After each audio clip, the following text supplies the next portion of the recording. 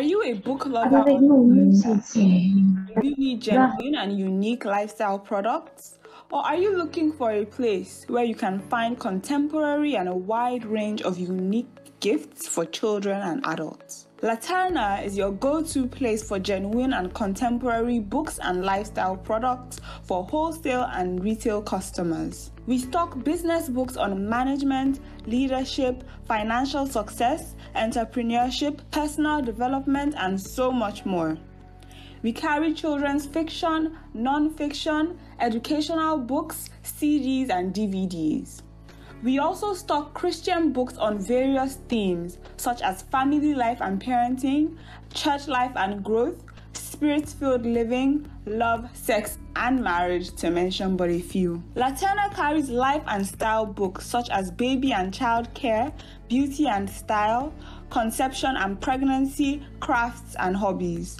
We also carry adult, children, and teenagers' Bibles, educational toys, framed art, gifts, greeting cards, home and office fragrances, music CDs and DVDs, stationery, teachings, and lots more. Our stores are located at 12B and 13 Okoawo Street, Victoria Island, Lagos. You can also shop online at www.laternabooks.com. Laterna, your lifestyle hub for book lovers. For inquiries, call 0803 301 4462, 0906 0002046 or 7. Chat with us via WhatsApp on 0803 301 4462. You may also reach us on social media via Twitter, Instagram, and Facebook at Laterna Books and Laterna Ventures. Good afternoon, everyone. You're all welcome to the Laterna Book Club. And this is another edition, the first edition of September. Laterna is a leading literature and lifestyle products distribution and marketing organization with a strong focus on customer satisfaction. We were established in 1996 and we have been in the forefront of educating Nigerians through provision of global best-selling books, children educational materials, with access to over 100,000 titles. And we distribute to all the states in Nigeria. We currently run a book club for children. And as part of our initiative to encourage book reading, we decided to also start the adult book club last year, July 2020. We felt that this will have an impact on human development and even on our society and most organizations. Laterna Ventures has grown from a Christian bookstore to one of the most reliable sources for Bibles, for business and Christian books. And these books are not just restricted to Christian books. We cover autobiographies, biographies, leadership books, marketing books, books on marriage, books on lifestyle, diets, singles, children, books on prayer, books on entrepreneurship, books on health, books on cooking. It's a really large range. We have over 26,000 books. And we also distribute children's books, educational toys, gift items, gift bags, gift wraps, diffusers, candles, home fragrances, office fragrances, music CDs, DVDs, t-shirts, teachings, stationaries, files, coloring pencils, and all stationery materials for schools, and a large range of journals, A4, A5, and A3, different sizes, different colors. One of the things that Laterna is known for, we are an infopreneur, which means we give information. And we found that books brings the best out of you. Books improves your skills. Books can increase your confidence. Books makes you discover other gifts. Books make you travel to countries that you haven't been to. Books gives you deeper understanding of whatever subject or any sphere of influence, and influence wherever you operate. And because of that, we have tried to segregate our book review to two. Initially, when we started, we were in three categories.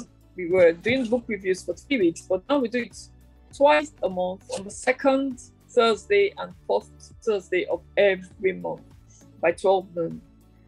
Our focus today is on leaders, and we also have a passion for leaders, because we know that leaders are readers, leaders are learners.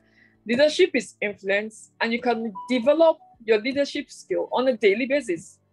We know that also that leaders are in every organization, whether the public or the private sector.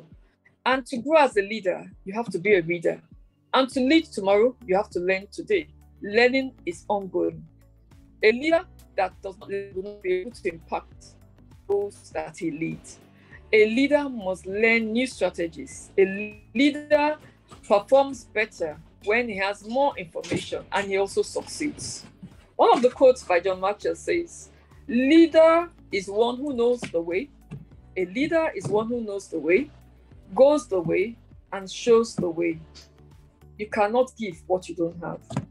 On this note, I will hand over to our moderator for today, Mr. Gbenga Folayan. He is a consultant and the CEO, managing director today. And the book review of today, Ike Mbago, is not just a colleague. We are both chartered accountants. We both read when we were doing ICANN. And I also reported to him as the ED at Fidelity Bank. I'm sure he'll share more about that. He's a friend, a colleague, and also a consultant. So I hand over to the moderator for today, Mr. Gbenga Folayan. You're welcome. Good morning, Mrs. Morgan. And I say welcome to everybody today. We want to thank everyone who's been joining us regularly over the weeks. Thank you for making time every time. I would like to actually welcome very warmly those that are joining us for the first time today. We do hope that you're going to enjoy and have fun learning today from this book reading. Today's reviewer is a gentleman, Mr. Ike Mbago. He is the founder and CEO of Cumbrian Consult Limited. He holds undergraduate and postgraduate degrees in economics, development economics, respectively. He is a chartered accountant and a fellow of the Institute of Chartered Accountants of Nigeria. He is also an associate of the Chartered Institute of Taxation. He's a honorary senior member of the Chartered Institute of Bankers. He's a member of the Equipment Leasing Association of Nigeria and a member of the Institute of Directors. He is a certified IFC FITC board leadership and corporate governance trainer. He also had the benefit of executive and other training programs at a number of highly rated institutions, such as the Lagos Business School, Harvard Business School, Oxford University, and Kellogg Business School, along with numerous IFC, FITC, and IOD-led programs.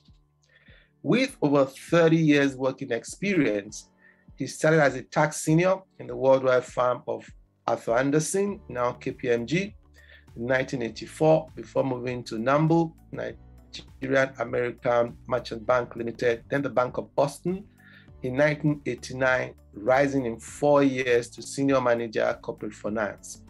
He joined Fidelity Union Merchant Bank Limited, now Fidelity Bank, in 1993, rising to general manager in 1999, having supervised more core functions in the bank.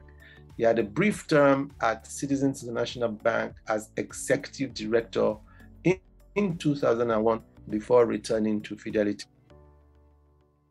Bank. As executive director in 2006, where he was variously responsible for shared services and then treasury management and commercial and consumer banking in Lagos and the Southwest.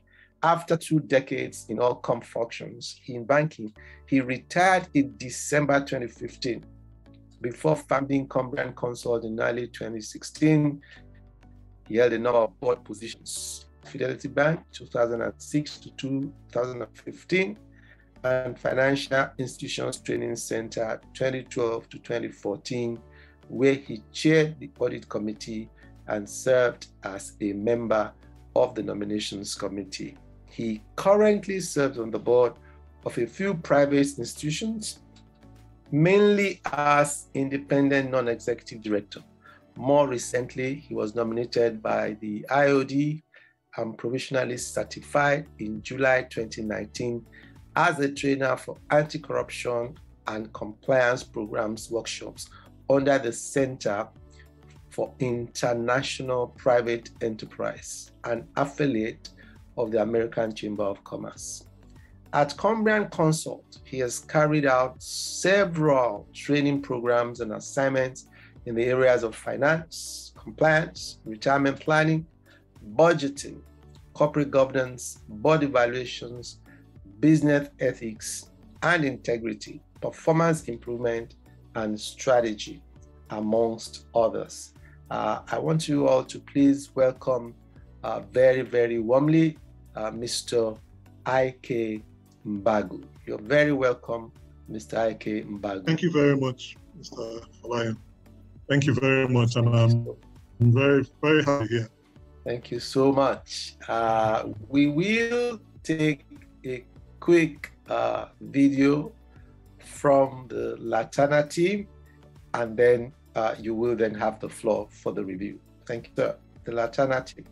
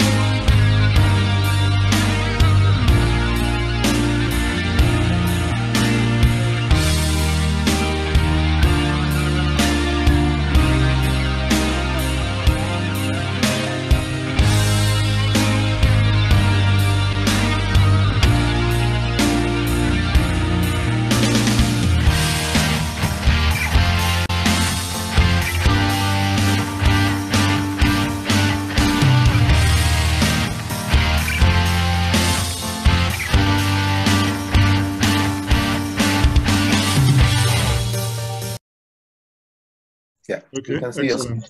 Okay, great. So the book Leaders Eat Last is, I think, something that for me, it's also a passion that I have. I'm very passionate about leaders and their ability to lead and the things that they need to do in order to lead well and in order to help the people that they lead. Because at the end of the day, all of us depend on leaders for our societies or our organizations to grow. So I'm going to, run through the slides as I go along, and what I've chosen to do is to present a quick summary of what I think this book is about and some of the highlights. And then I'll go through the 8 sections of the book because that's the way the author organized the book.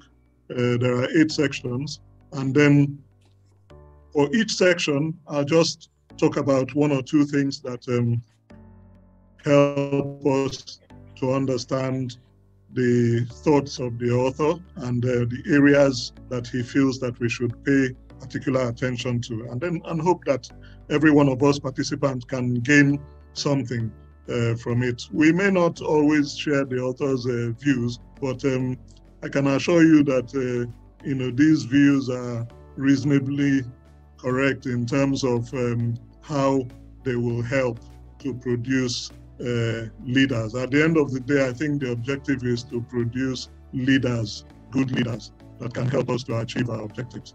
So this is my summary of what I see here. The book is about leadership and its essence, and the author Simon Sinek had this book published in 2014. From what I've seen of Simon Sinek in TED Talks and a few other places where he's appeared, he's what I call a supreme optimist. By optimist, I'm not talking about somebody who is not realistic. I'm talking about somebody who is looking out for the good of all of us in this society, and somebody who sees positive things available and possible for all of us. And of course, that's what we need in a world where we can see what's going on. So the book is about leadership and its essence. It offers a philosophy and a strategy to lead, build, trust, and inspire people to take care of and support each other. So this is a slightly different angle from what some other people might be thinking when you talk about leadership.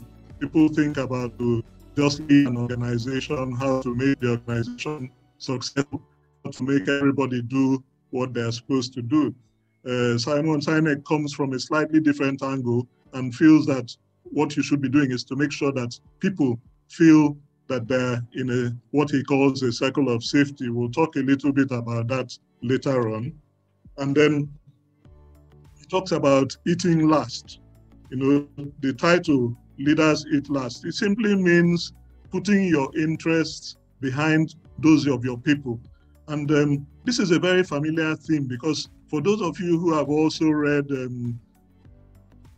book by Maxwell on the qualities of leadership, if you remember, in the quality number 19 that he mentions, he talks about servanthood. And servanthood essentially is about putting others first and putting yourself last. This is a very similar concept to eating last.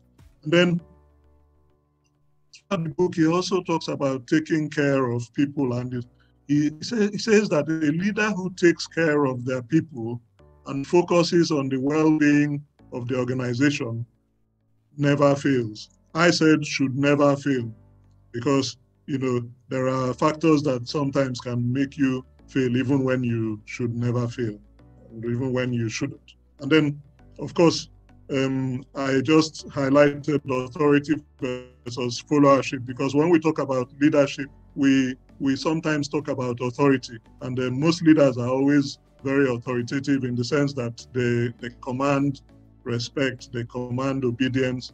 Now, the other concept of leadership, of course, is to command followership, where people follow you because they trust you. They follow you because they believe that the direction in which you are taking them is good for all of us. So the leader creates a circle of safety for the people that he leads, and then this builds what we call trust and togetherness. And this trust and togetherness is what usually makes a society or an organization succeed. Because if there's togetherness, you have the unity of purpose. If there's trust, if reciprocity, because as a people, you trust your leader trusts you, and you can then go on to do great things. We used to say, great things in one of the institutions I worked in previously, and that was Fidelity. We used to talk about how we would do great things. And usually it arises from trust. When there's trust, everybody pulls together. So you remember from the title of the book, it says, Leaders Eat Last, and why some organizations pull together and others don't. So Simon Sinek's book is mainly about how a leader should eat last, so that he can create a circle of safety and he can build trust and togetherness and make sure that the institution that he leads pulls together. So good. So that's my idea of the summary. You can see that it's a people-oriented summary. It's a people-oriented concept of leadership that Simon Sinek is proposing. So let's go in and see some of the sections of the book, because then it will help us to understand exactly what he's saying even better. So these are the key sections of the book. Talks about our need to feel safe, talks about our powerful forces, our need to feel safe, powerful forces, reality, how we got here, the abstract challenge, destructive abundance, he calls it, a society of addicts, he calls us, and then finally he talks about becoming a leader. So as you can see, his language is extremely demonstrative. It's extremely what I call attractive. And you know, the force of this language is that it helps you to even interrogate and to try to find out what is he really talking about. So, you know, there's power in the language that Simon Sinek uses, and the examples that he gives as we go along, you'll see how powerful they are. So our need to feel safe is the first section of the book, and essentially this talks about how all exceptional organizations have a culture where the leaders provide cover from above. And that simply means that, you know, the leader makes sure that his people, the people that he leads, feel safe. And if you think about all of us as human beings, you know that we all have a need to feel safe. It's a natural biological need. We all want to feel safe, whether it's in your home, whether it's in the company that you work for, whether it's on your way to work, there's a need to feel safe. And we usually will try to do whatever we can to feel safe. And if our organization and our leaders make us feel safe, then even better. And second point there is that the strength and the endurance of a company, it doesn't really come from its products or services, but from how well the people pull together. Because if people pull together and every member of the group is responsible for maintaining that circle of safety, the product and the services and the customers and all the things you need for success will come. It will come as a matter of logic. So that diagram there is just to, you know, to show us in our circle of safety and the dangers all around us, and you can see that we're feeling safe in there. So very simple concept, but very deep and very meaningful. Now, these are the powerful forces, and I think for me, this is one of the parts of the book that I really found quite extraordinary. Simon, let me call him Simon as if he's a very close friend of mine, because we're close friends since I'm reviewing his book. Now, Simon, the author, you know, uses a very interesting set of analogies here. He talks about chemicals, and these chemicals, endorphins, dopamine, serotonin, and oxytocin, they're chemicals that are usually produced in the body, and they control various emotions. And then he likens some of our behaviors induced by these chemicals to those induced by types of leadership. And what he's trying to do here is to use those chemicals to explain how leadership affects our behaviors. And you know, when he describes the chemicals, he says that endorphins and dopamines are selfish chemicals. They make us do things that are self-centered. They make us do things that are spontaneous. They are more or less those chemicals that really push us to actions that sometimes are not for the common good. Whereas serotonin and oxytocin, he calls selfless chemicals, which are more about love, they're more about stability, they're more about you know, feeling good and the kinds of things that make for success. So he uses these chemical analogy over and over in the book, and you will see it as we go on. And then, of course, he returns again and again to the theme of circle of safety and the role of leaders in creating that circle. And then, very interestingly, he likens admitting employees into an organization. Are obvious because what he's saying is that would you fire your child if you are not doing well as an organization? In this case, as a family, if you are not doing well as a family, would you fire your child? If you run into financial difficulties, would you fire your child? If you're not making a profit, would you fire your child? So he's trying to make us understand that our employees are like our children, and that our duty is to make sure that we look after them and bring them up properly. So at the end of the day, the big challenge for leaders, he says, is to find the right balance of these chemicals. In other words, the right environment to bring up these employees, in quotes, our children, by creating an environment which is in balance. And he says that when this happens, the results and the feelings are remarkable. You have courage, you have inspiration, creativity, empathy, foresight, and all the things that make for success in an organization. And he says leaders who can create these situations are what we need. Okay, so I'm going to be moving fairly fast now because I know that we have a time and many of us are busy. So reality is the third section. And he talks about the reality of leadership. And here,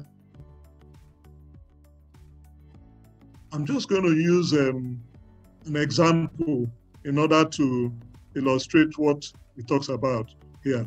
What he's saying, trust is a reciprocal concept. In other words, you trust me, I trust you.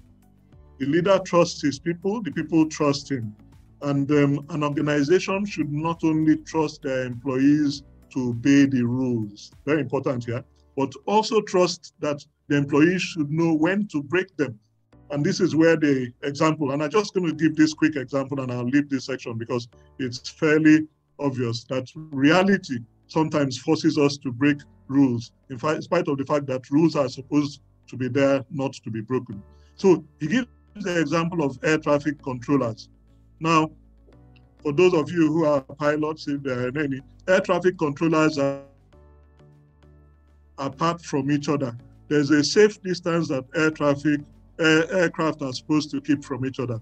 Now, in an emergency, an aircraft may have to land, whether it is close to another one or not.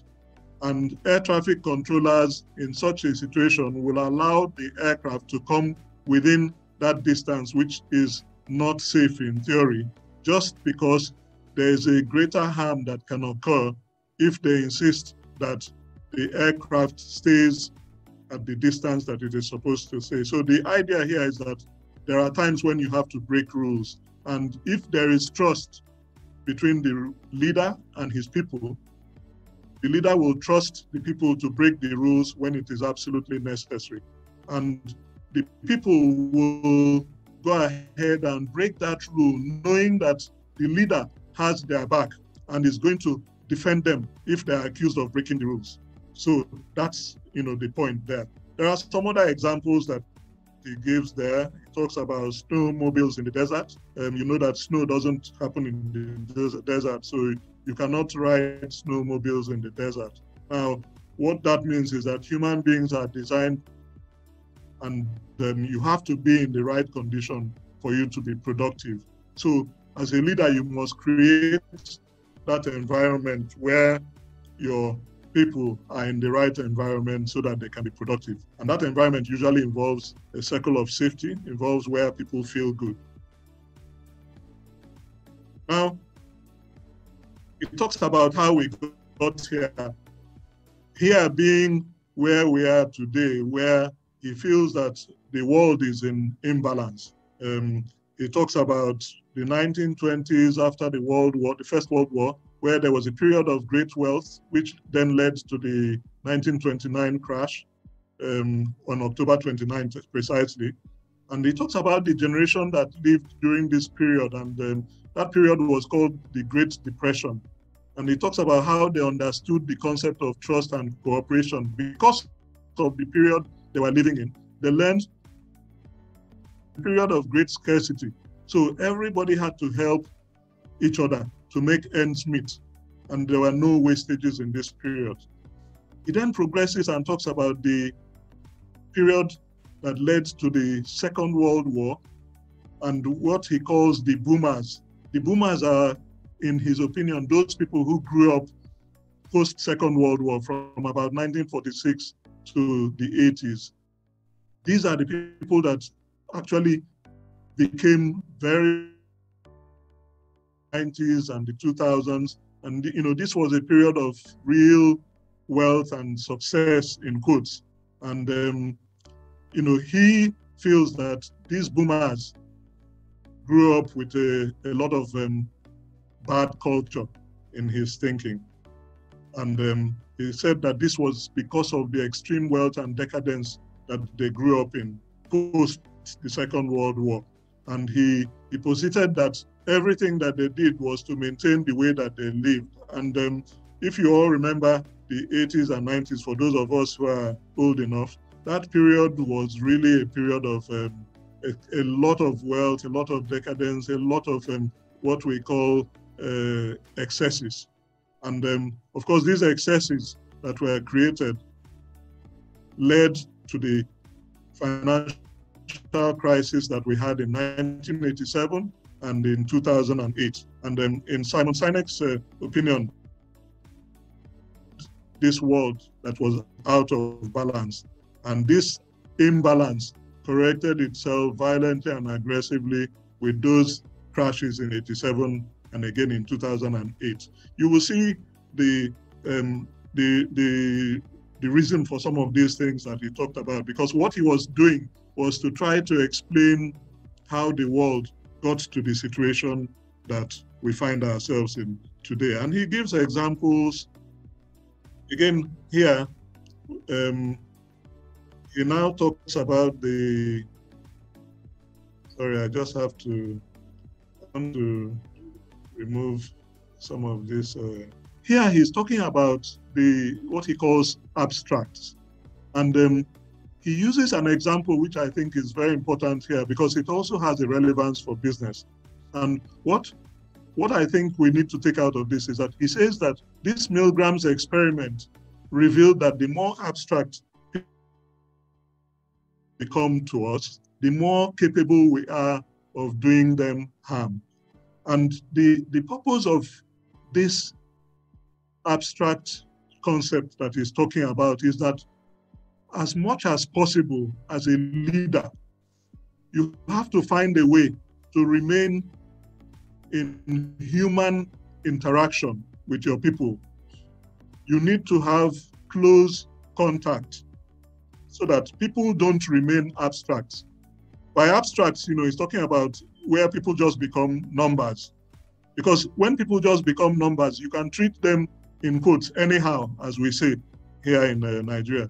You treat people anyhow if they are just a number to you. But if they are a name and a face that you see every day and you greet and you know the family, the children, the wife, it's more difficult for you to treat them anyhow, more difficult for you to fire them as normally happens. Now, this is not to say that you will not obey business principles and so on, but this is to talk about creating balance so that when you do things, you do it with a reasonable measure of balance so that you don't create an extreme situation that harms the organization. Now, the experiment that he talked about, Milgram's experiment, was one where he put two people in separate rooms. One person was, had access to a number of switches, and the other person who was in another room was supposedly connected to electric contacts. And every time the person in the other room flipped a switch, the person in the room with the electric contact was supposed to feel pain and he would scream. Now, the guy who was flipping the switches was told to keep on flipping the switches and not worry about the person who was shouting and asking to be released from the electric shocks. Now, so long as the person who was flipping the switches could not see the person who was suffering, he kept on flipping those switches. When they made him aware by showing him the person, and then they asked whether he would continue flipping the switches, he then became reluctant. Why? Because that person in the room who was suffering was no longer an abstract. He was now somebody that he could see. So we get to understand that when a situation is not abstract, we can see it clearly, and we are now more capable of realizing that we are doing harm sometimes. So this is the principle that he's trying to illustrate here. Again, there's a small illustration there. Joseph Stalin, who was the secretary to the Communist Party for many years, says that the death of one man is a tragedy, but the death of a million is a statistic. I think this is quite revealing, because what he's saying is that if you see one man dying, you're likely to feel it. You're likely to feel very, very tragic about it. Some of us would even cry. But if you hear on the radio that 1 million people died in a particular place, you probably would say, "Oh, what a shame." Isn't that so? I'm sure many of you, can feel what I'm saying. So again, this is the concept of abstracts. And the whole idea is that leaders, as much as possible, let's try to avoid abstracts, because it makes us insensitive and perhaps changes the way that we react. Okay, so this concept had its modern day play out in the financial crisis in 2008. I think many of us know about that. We can deal with that perhaps in question and answer.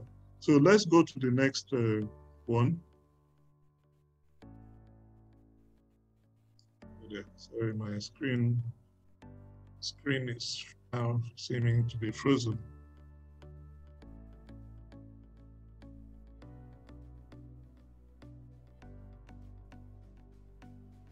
Okay. Now, he gives us some rules for managing abstracts. And I'll just go through one or two of them so that we can understand. And this is basically providing you with tools as a leader, to manage. Rule one is keeping it real together, human interaction. That's what I was talking about just now. Of course, with COVID right now, human interaction is a bit difficult for us, but you understand what we're talking about here. So live human interaction helps us to keep abstracts at the minimum. Rule two, it talks about something called Dunbar's number. Now, Dunbar's number is 150. And this is a guy, a professor, and he figured out that most of us as people cannot maintain more than about 150 close relationships. And he saw that large groups find it more difficult to bond. And bonding helps groups to pull together.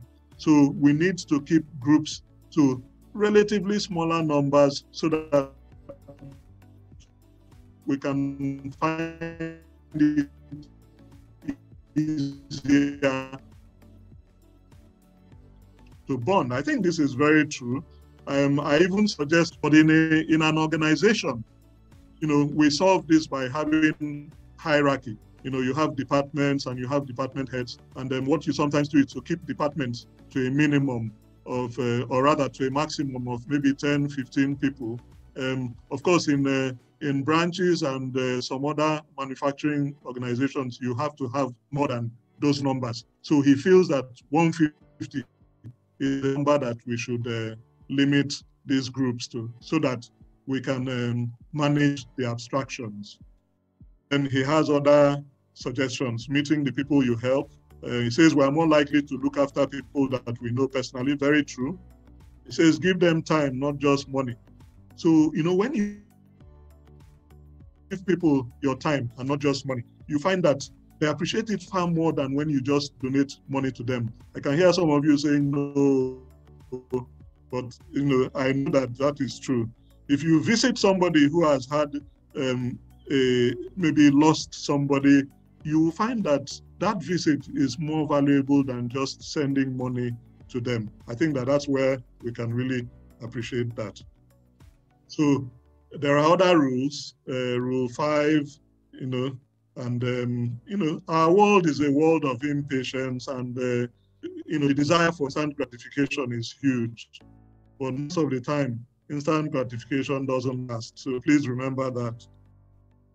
Now, this is a part where he becomes quite, he really becomes quite effusive, and he talks about so many things here, but I will cut it short by just using those quick acronyms that he calls it destructive abundance, and he talks about culture, integrity, and friends. And he says, so goes the culture, so goes the company. And he says, so goes the leader, so goes the culture. So what he's saying here essentially is that culture normally rules companies, and a leader normally creates the culture for his organization. And when we talk about destructive abundance, he's saying that a situation when challenge is replaced by temptation, that cultures fall out of balance. And then, the challenge is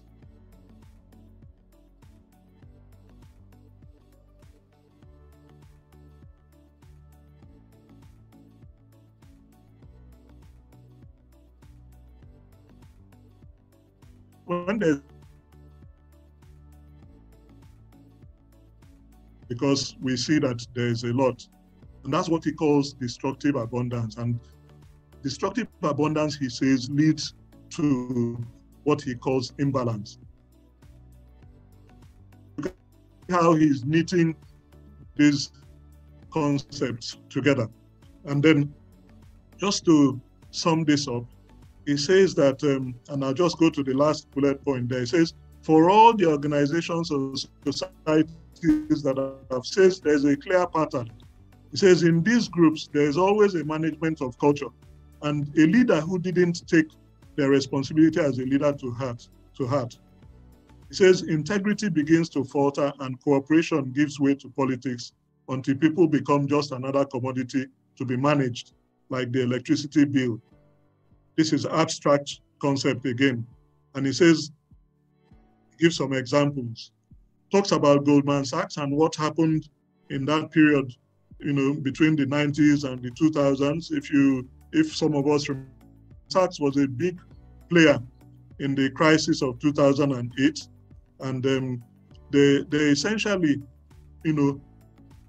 Goldman Sachs is an investment bank which, played a very risky role during that period. A lot of the investments that they made, people talk about junk bonds and things like that, were made largely to make people wealthy. And you see here that he links it to the chemical dopamine. He says that this was dopamine-influenced behavior, which damaged the culture of the company. And these are what he means when he says, so goes the culture, so goes the company. The culture moved from a culture of excellence where the company was essentially one that was characterized by integrity to one where the company became, in words, maybe in a one way to put it is, became selfish. And the leaders were doing things that essentially, advanced their own benefits. And that was how Goldman Sachs lost that prestigious reputation that it had at that time. Of course, today we may say that they have recovered some of that reputation, but I suspect that if you ask a few people, they will tell you that the likes of Goldman Sachs and people like that have never really gotten back to where they used to be pre the 1980s. You've heard, of course, bad leaders breed bad cultures. And then there's a saying that culture eats strategy for breakfast. What this means is that no matter the strategy you have, culture, can destroy it. If you have a bad culture, your strategy will not last. So as a leader, the message here is that you must protect the culture of the company. You must create a culture that has good morals, good values, and it will help the institution and the organization to progress. Because culture is about long-term, it's not about short-term. Okay, so still talking about destructive abundance, he gives a few more examples. He talks about the US Marines.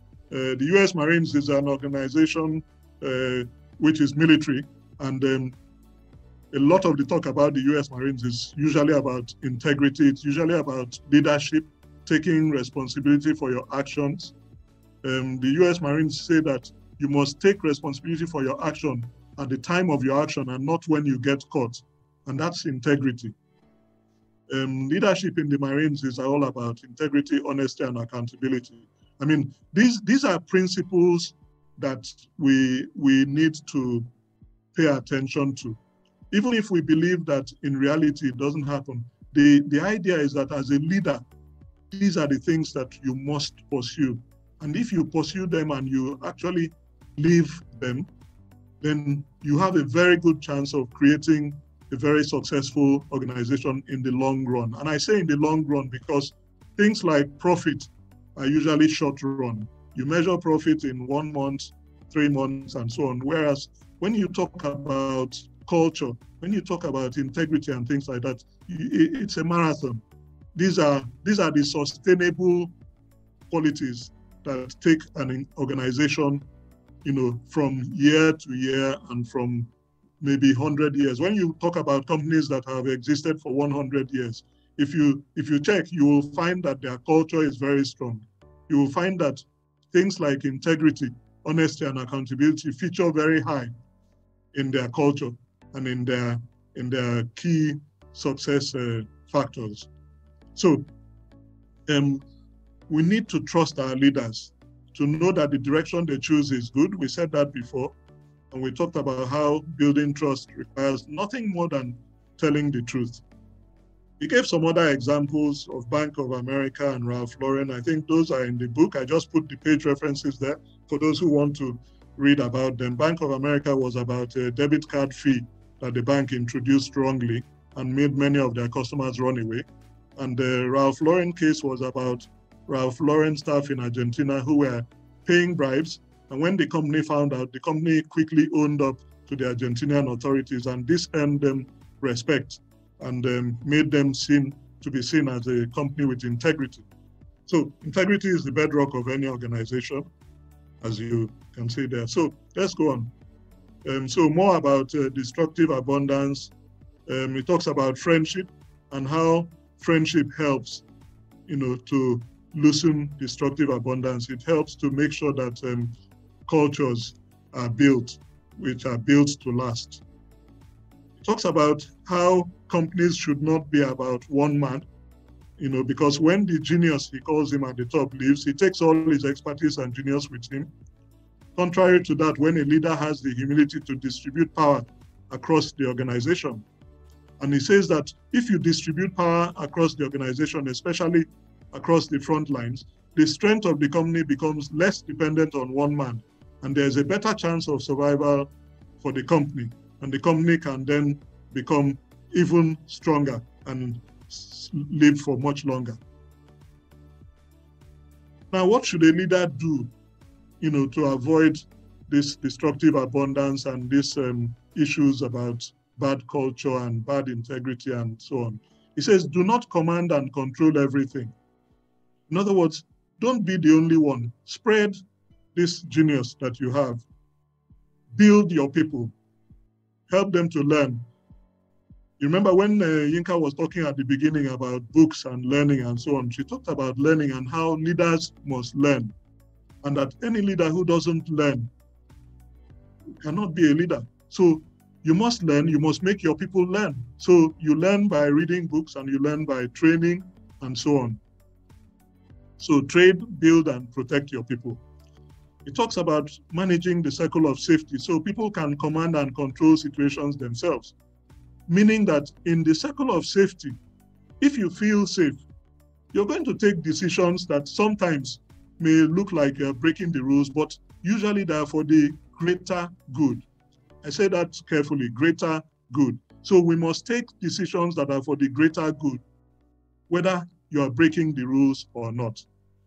So the only time when it is good to break the rules is when you are acting for the greater good. Always remember this. So if you train your people, they will act for the greater good. It extends success and it protects the leader's legacy. Okay. Now he gives examples of companies where dopamine-induced concentration on numbers rather than in people created imbalance and led to the ultimate demise of the companies. Talks about Enron. I'm sure many of you know the story of Enron.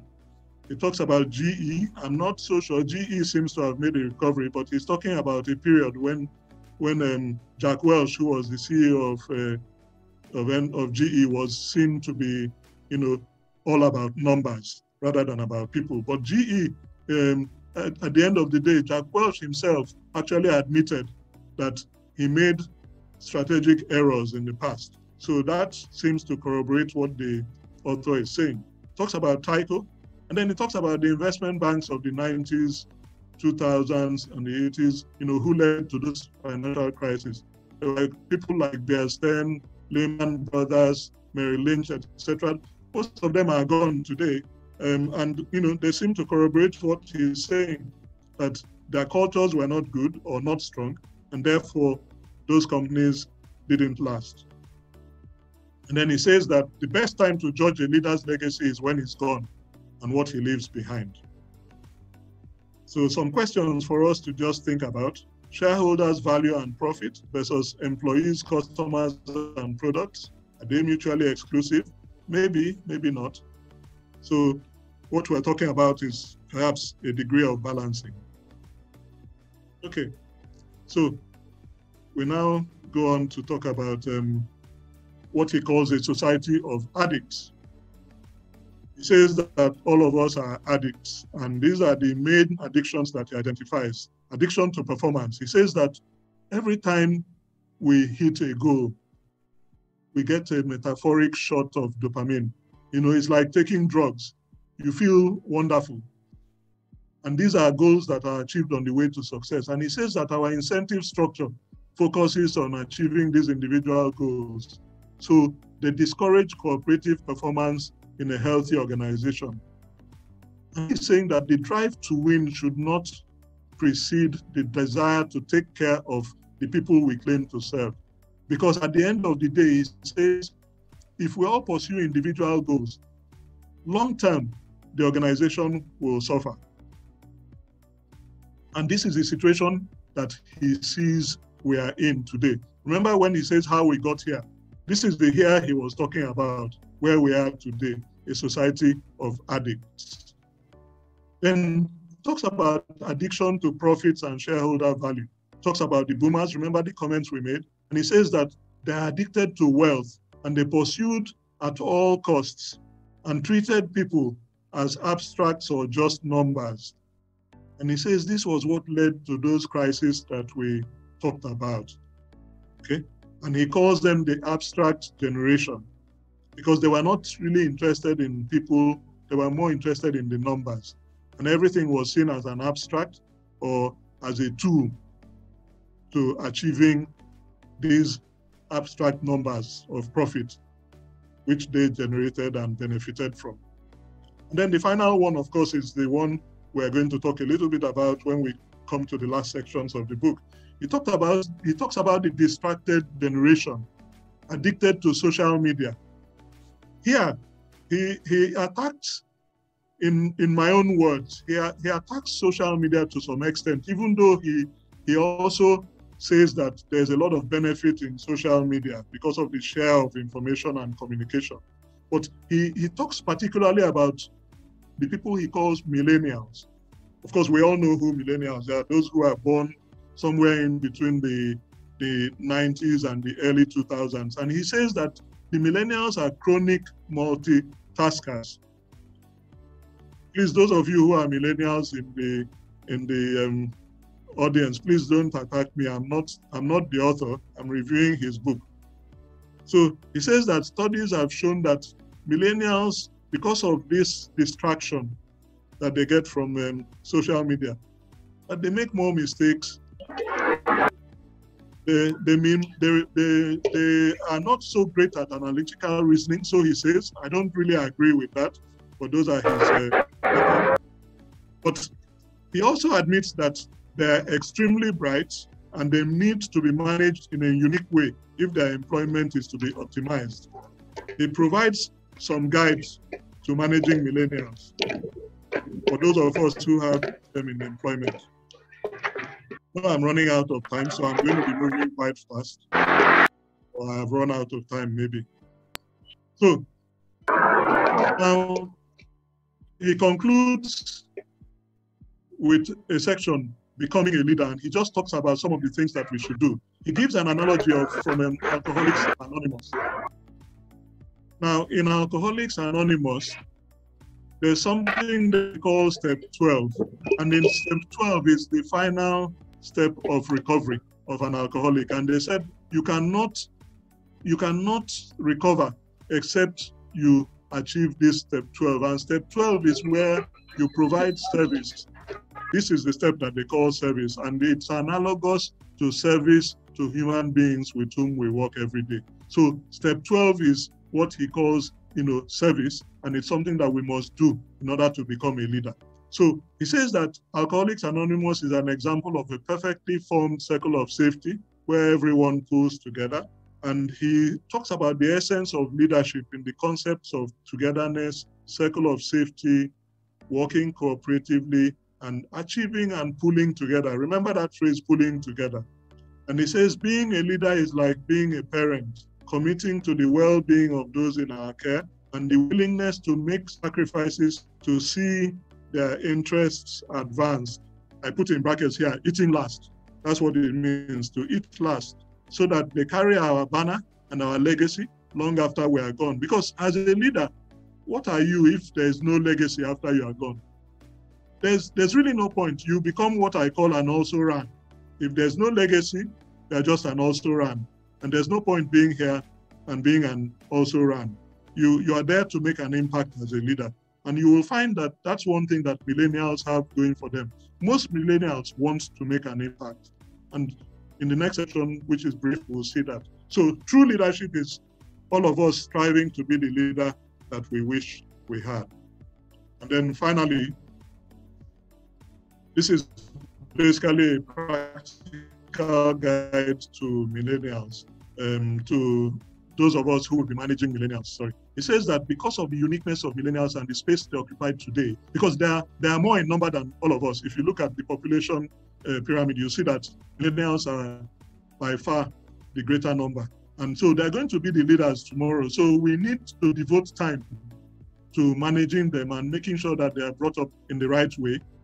Not necessarily the way that we think is right, but in the proper way. And he devotes space to advise on how to lead millennials. He recognizes their special qualities. He talks about millennials being very inclusive, their inclusiveness, a heightened desire that money and capital should be used for good. This is a quality that the millennials have. He says that they're very loud about their desire to make an impact. He says that they're drawn to companies that give to others less fortunate. This is true. He says that they're courageous about embarking on entrepreneurial paths. Very, very true. All the entrepreneurs today are mainly millennials. Those of us who are not millennials, we're almost extinct and we're going. But a few of us are still trying to see how to help. In my office, I have only millennials, so I know what I'm talking about here. Millennials are particular about having a sense of purpose.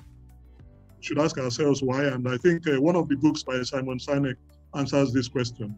So some of the things we can do is to create an opportunity for real human interactions, keep conference rooms free from cell phones. I dare you if you can do that with millennials. Teach leadership, teach how to give and receive feedback, teach communication skills of all types, because I dare say that millennials sometimes are not so good at communication. I'm sorry, I know that I will receive flack for this, but I think it's true to see some of these candor social media skills that they have. And then if you can do all this, I think that you can really become a true leader. I believe that's all that I have. We've already seen all this. And the conclusion is that Leaders Eat Last is simply what I call a fresh, more compassionate, inclusive, ethical, alternative view of leadership. Many of us may find it too soft, given the world we live in, where we have dog eat dog and survival of the fittest kind of life. But, you know, it's a marathon that we're in, not a sprint. So at the end of the day, we have to remember what happened to all the whiz kids. Remember all those companies I mentioned who are dead today. What killed them was basically not adhering to some of these rules. So please enjoy your efforts to integrate some of these concepts and lessons in your organizations, in your families, because in families, remember, family is a society. So all these things I said apply to business organizations, families, and every other type of community or society we live in, and see if they work for you. Balance is key. You might want to read some of Sinek's other books, and perhaps also read about some of the things that Maxwell says about the qualities of leadership. Thank you for listening. It's been a great, great pleasure. I think I've spoken for a bit longer than I should, but please blame Yinka and Co. for giving me a book that was over 300 pages long. I would have rather had a book of maybe 50 pages. That's what I'm normally good at these days. As you get older, you don't have too much staying power.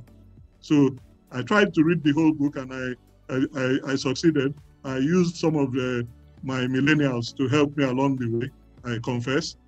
So thank you for listening again, and I really look forward to hearing from some of you about your journey to leadership if you're not already a leader. And if you're a leader, I look forward to you telling us how you've improved as a leader from some of these rules and some of these tips. Again, thank you very much. Mr. Folayan, thank you. I can exit now, I believe. Thank you very much, Mr. Mbagwu. That was a very, very detailed presentation. And indeed, you took the time to communicate. I must say that 300 pages in 20 minutes is a tall order, and you did such great justice to it. I must apologize to the participants. We are at 1 o'clock already, and so we're going to take only about 10 minutes of questions. However, I mean, the presentation has been very, very detailed, and we can actually go to the YouTube channel for Laterna. So we can listen again, we can look through the presentation again. But as is usual, we will take a few questions. And I'll just like to ask that if you do have questions, please type them in the chat. I think today we might not be able to take those who will speak because of the time. So let's just see a few questions. Let's see a few questions on the chat. But Mr. Mbagwu, that was really, really a very great presentation. My sincere apologies for time. I really was struggling. I thought I would be able to do it, but when I saw 20 minutes, when Yinka sent the, I knew I was in trouble. Yeah. But I really do apologize. So that's quite okay. I think what I'll do is just ask 1 or 2 questions, and then we will see if there are a few more in the chat box. A very, very interesting book with interesting insights. Some might say, in some instances, a bit controversial, but he supported a lot of what he said with contemporary and also historical examples. And I think that was great. But it's intriguing to me in reviewing this book. He spoke about, the baby boomers and their role. I'm sure that you're one of the baby boomers. Almost. Yeah, I know that you lived through all these eras, quite a part of these eras, in leadership position as well as going through the ranks. And it'll be interesting to hear from your own perspective, being an active player. I'm sure you were there, Absolutely. The two major crashes that you spoke about. Correct. What lessons do you think, maybe on two levels, what lessons did you learn practically? What lessons did you think that financial institutions and also the country, I'm talking particularly to Nigeria now, took away from that? And have we seen the last of those things? Absolutely. Very, very, very excellent questions. I think the first question, what lesson did I learn? I think the one word I would use is discipline. Discipline. I learned that a lack of discipline led to a lot of imbalance and a lot of crisis. Discipline. Of course, we use the word governance today, but at the end of the day, governance is about discipline too. So that was one. Our financial institutions, I think to some extent, and I say we because I was a part of financial institutions, and I was there in the 2008 crisis, and eventually, we all remember what happened. We thought that it would not affect us in Nigeria, if you remember, but of course it did eventually. And of course, as financial institutions, we learned the lesson a little bit late, and of course, we then did what the Marines say, you should not do. In other words, they say you should take action, and admit when it happens and not wait to get caught. So a lot of us, got caught, and then, we admitted, as the case may be. So yes, we learned lessons, but perhaps not as fundamentally and as deeply as we should, because even today we still have incidents that may remind us of those indisciplined days. There are still examples, of course. You know as well as I do, I'm sure. You can point to examples easily. But of course, that's not what we're here to do. We learned some lessons, but there's still a lot of room for it. Today, for example, I participate in board evaluations and so on. So those board evaluations are things that should help us to get to that promised land. It should help the leaders to become leaders. And governance, all these things we talk about, even in all the flowery language by Simon Sinek, at the end of the day, it's talking about governance. It's talking about ethics. It's talking about the things that we should do. It's talking about how we should treat people, So we're talking about ethical leadership. And then, of course, I think the final question that you raised was, will it happen again? I don't want to be a doomsday prophet, but I can assure you it will happen again. When? I don't know. Maybe sooner than later, but it will happen again, because we are human beings. We forget very easily. Remember what I said, it's a marathon, and that we should lead for marathon and not for a sprint. But many of us still insist on leading for a sprint. So it will happen again, because that sprint is what leads to the dopamine-induced behavior. You remember when we talked about dopamine and everything? That's what it is.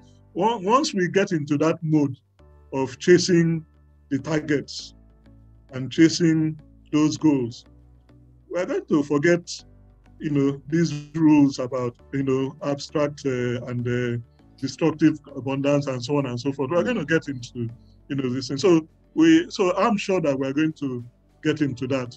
I have millennials as children. So, when we talk about the social media addiction and so on, I see it every day. I've been battling with my youngest daughter to put away her phone when we are together. I deliberately call her to come and sit with us because they prefer to just sit alone. And, those are times that can lead to negative consequences. So there are so many things. That's why we talk about parentage. So you have to, as a parent, there's a lot for you to do. So I hope I've tried to answer. Very, very interesting insights. We have 2 questions in the chat, but I'd like to ask one question very quickly before I take those 2 questions. And that's, he spoke about the Goldman Sachs of this world. Yes. How do organizations or even cultures that have well-defined structures, culture that have been built over the years based on integrity, how do they deteriorate to the point where centuries-old institutions are destroyed? Very easy. What lessons can we take from that? Very easy, and I'll tell you because I can easily cite examples, but I won't do so. All you need is the wrong hiring. You get my point? Mm-hmm. The wrong recruitment. Mm-hmm. Just take the wrong person at the wrong level. I don't know if you get my point. Yeah. Take the wrong person at the wrong level, and you can destroy a culture in maximum 2-3 years. Because, so goes the leader, so goes the culture. Once you pick up the wrong culture, somebody coming from a different culture, and that's what happened in Goldman Sachs, by the way. They took they hired a CEO that was not from their original culture. And of course, in a few years, he created a culture that was wrong. It happened at Merrill Lynch. It happened at Citigroup, and so many others. And of course, in Nigeria, I'm sure you don't need me to tell you where it has happened. Yeah. So you can destroy a company 100 years old in 5 years, honestly. Just take the wrong person and give him power, give him authority. That's what happens. In nations, it happens to nations too. Yeah. Right? Thank you. Quick one, and then we end the 2 questions. It says, this book is written for Americans. Do you think all the ideas and theories in this book will apply fully to Nigerians? That's one. 2 says, culture and environment are factors that we may need to watch in this. In a space where there is a seeming inclination towards the leader as Lord, how do we practically raise servant leaders? Very good. So the book, yes, it's written by an American, I believe, but the principles and the practices and the concepts are not American. Every single one of those concepts there, believe me, if you have the time, whoever is asking the question, come to me and I will explain how it affects Nigeria. And every single one of them has examples here in Nigeria. That's part of what I did when I was reading the book. I was looking for Nigerian examples, but I didn't want to give them for, because, there's something called, brevity. Sometimes you need to be careful. So there are examples in Nigeria. So please don't ever think that book is just for America. Deeply look at those things and you will see that they have. Then the other question about culture. The leader is looked at as Lord. How do we raise servant leaders? You have to raise these leaders from scratch. That's the reason why some institutions have what they call induction and so on. But unfortunately, these things are not done in my opinion, they're not done as deeply as they should. And they're not followed up. Because when you have an induction, you go for a month and you just finish the induction, you get thrown into a branch, for example, in banking. Once you get into the branch leader is telling you about your targets and so on, and he forgets about all those things that you have been taught. So you need to start from scratch. You need to have what you might call a refresher. You need to have practice so that the person that is being groomed for leadership, and this comes to succession and governance again. You must have a group of people in every organization that you are grooming for leadership. And you tutor them, you mentor them, and you spread them around the organization so that they are people who can influence the rest of the organization. You don't pack them all into head office. You put them in places where their influence can spread. And that's why you have a hierarchy. So it's a tough one, but it requires diligent thinking. It requires deliberate actions by the leader in order to create this, this influence that you're talking about. Right. Thank you very much. So what we require are values. What we require is the leadership pipeline. What we require is we need to let that trickle in through, all manner of education, coaching, mentoring, and we must place them rightly and support them. Those leaders, those effective leaders. Absolutely. We must thank you very, very greatly, Mr. I must thank you for such a wonderful, wonderful time. And I'd just like to invite Pastor Remy Morgan, the CEO of Laterna Ventures, to then round this off. Thank you, Mr. Mbagu. Great. Thank you. Thank you. I'm very grateful. Hello. Yes. Yes. Good afternoon. Yes. Good afternoon. Good afternoon. It is. IK, thanks so much for such a wonderful dissection of this book. I mean, so many principles contained therein, and you've been able to communicate and touch on so many of them. I mean, some of these book reading sessions, I think it's a bit unfair that we give just 20 minutes to the reviewer. No, I mean, there's some shorter books, but I mean, at 300 pages, I think the longest book we probably dealt with was Obama's biography. Yes, Temi did a good job of that at the time that was allotted. But this has just been brilliant. And listening to it, I'm hearing the principles. And for me, I think, this whole concept really can be related to what we see in the Bible. The mother of the sons of Zebedee, came and was angling for position for her two sons. And what Jesus said was that, look, the Gentiles exercise dominion, the leaders, but it will not be so among you. Whoever will be great has to be your minister. Who will be chief has to be your servant. He says, even as the Son of Man came to not to be ministered to, but to minister, to give his life a ransom for many. And I think Jesus is probably the greatest example of servant leadership. And I think a lot of what has been, shared and presented here is really relatable. But it's been such a blessing, listening to you. Thank you so much.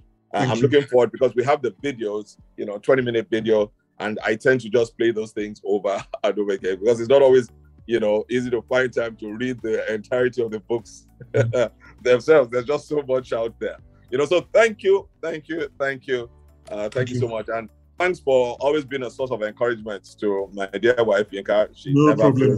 She's a fantastic person. Yeah, I know. That's why I'm married. I'm a wise man. Yes. So thanks so much, IK. God bless you real good. I want to just say a big thank you to all our participants as well. Today, you found time, and I'm sure it was time very, very well spent.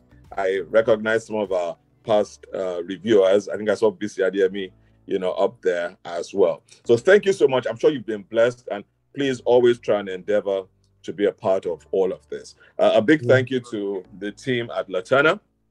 I'm not there with you, but hey, I'm feeling you guys. And of course, to Ayenkos, the driver of this whole thing. She's the one that, selects who's going to read, what they're going to read.